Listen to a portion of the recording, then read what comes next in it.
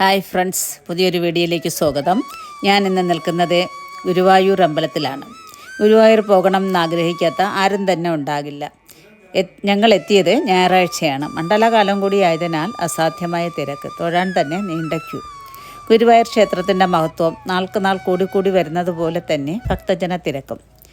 വിശ്വത്തിൻ്റെ തന്നെ സൃഷ്ടികർത്താവായ ബൃഹസ്പതിയും വായു ഭഗവാനും കൂടി ചതുർബാഹിയായ മഹാവിഷ്ണുവിൻ്റെ അനന്തമായ വിശ്വരൂപം പ്രതിഷ്ഠിച്ചു എന്നാണ് വിശ്വാസം.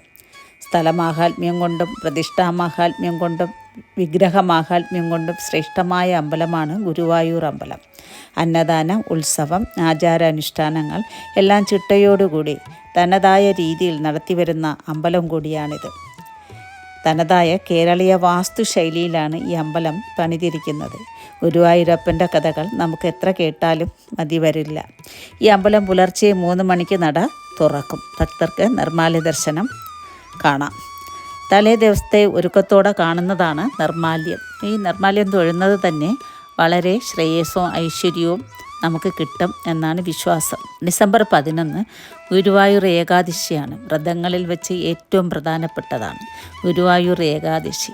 ഈ വ്രതം എടുക്കുന്നതിലൂടെ ഒരുപാട് ഗുണം നമുക്ക് കിട്ടും. ധാരാളം പശുക്കളെ ദാനം ചെയ്യുന്നത് പോലെയും സ്വർണം ദാനം ചെയ്യുന്നത് പോലെയും ധാരാളം യജ്ഞം നടത്തുന്നത് പോലെയും ഉള്ള ഗുണങ്ങൾ നമുക്ക് കിട്ടും എന്നാണ് വിശ്വാസം. ഗുരുവായൂർ ഏകാദശിക്ക് പല പ്രത്യേകതകളും ഉണ്ട്. ശ്രീ ഗുരുവായൂരപ്പനെ പ്രതിഷ്ഠിച്ച ദിവസം, നാരായണീയം എഴുതി സമർപ്പിച്ച ദിവസം, ശ്രീകൃഷ്ണ ഭഗവാൻ അർജുനന് ഭഗവത്ഗീത ഉപദേശിച്ച ദിവസം എന്നിങ്ങനെ പല പ്രത്യേകതകൾ ഇത് പറയപ്പെടുന്നു. ഈ വ്രതം എടുക്കാൻ ദശമി നാളിലേ തുടങ്ങണം. അന്ന് ഒരിക്കൽ മാത്രം ആഹാരം കഴിച്ചുകൊണ്ടാണ് വ്രതം ആരംഭിക്കേണ്ടത്.